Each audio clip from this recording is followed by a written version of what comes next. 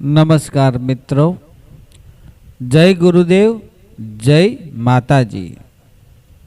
મિત્રો, ઘણા લોકો પગમાં ચપ્પલની બાધા રાખતા હોય છે।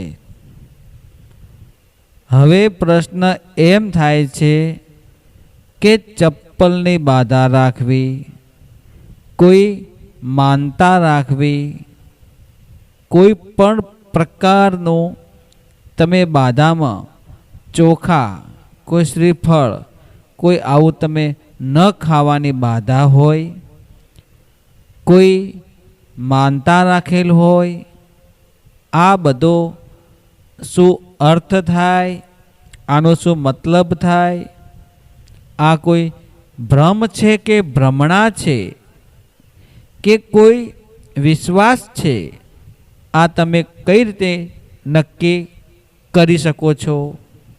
મિત્રો, બાધા રાખવી, માનતા રાખવી, તમે તમારા કુળદેવી માની કે તમે કોઈ પણ દેવી દેવતાને માનતા હોય, કોઈ શક્તિને માનતા હોય, કોઈ દેવને, કોઈ ભગવાનને, કોઈ માતાજીને, તમે તમારું કાર્ય ન થાય ત્યાં સુધી તમે એ વસ્તુની બાધા રાખો છો તો એ બાધા કહેવાય છે। અને કોઈ વસ્તુ તમે કોઈ દેવી શક્તિને, ભગવાનને, માતાજીને તમે માનેલું હોય, ધારો કે પેંડાનો પ્રસાદ હોય, કોઈ સુખડીનો પ્રસાદ હોય, શ્રીફળ હોય, અગરબત્તી હોય, ચુંદડી હોય, અને કોઈને તમે માનેલી હોય અને તમારું કાર્ય થાય એટલે માનતા પૂરી કરવાની, એને માનતા કહેવાય છે। બાધા અને માનતામાં આટલો ફરક છે મિત્રો। પણ પગમાં તમે ચપ્પલની બાધા રાખો, ચોખા ન ખાવાની બાધા રાખો, નારિયેળ, શ્રીફળ ન ખાવાની બાધા તમે રાખો, તો શું આ એક જાતનો ભ્રમ છે કે ભ્રમણા છે કે તમે કોઈ અંધવિશ્વાસમાં તમે કોઈ જઈ રહ્યા છો? એવું આપણે આ વિડીયોમાં કોઈને પણ ખોટું લાગે, મન દુભાય એવો આપણે પ્રયાસ નથી કરી રહ્યા, પણ સત્ય હકીકત લાવવાની કોશિશ કરી રહ્યા છીએ। જુઓ મિત્રો, મનના વિચારો પાપ કરે છે, શરીર કોઈ દિવસ પાપ કરતું નથી। ગંગામાં સ્નાન કરવા જાઓ અને તમે સ્નાન કરીને તમારા બધા જ પાપ ધોઈ નાખો તો શું તમારા વિચારોનું પાપ ત્યાં ધોવાય છે ખરા? એટલા માટે ગંગામાં તમે સ્નાન કરો તો શરીર સાફ થાય, વિચારો કોઈ દિવસ સાફ થતા નથી। એટલા માટે માનસિક જે સ્થિતિ છે એને તમે સત્કાર્યોમાં સારા વિચારોનો આપલે કરો, સારા સદગુણી માણસો, ગુરુજનો, વડીલો, કોઈ સાધુ સંત ચરણોમાં જઈ તમે તમારા મનના વિચારોની આપલે કરશો તો તમારામાં એક ચેતા તંતુ એટલે કે ચેતા જાગૃત થશે અને સારા વિચારો આવશે તો તમે કોઈ પણ કાર્ય કરી શકશો।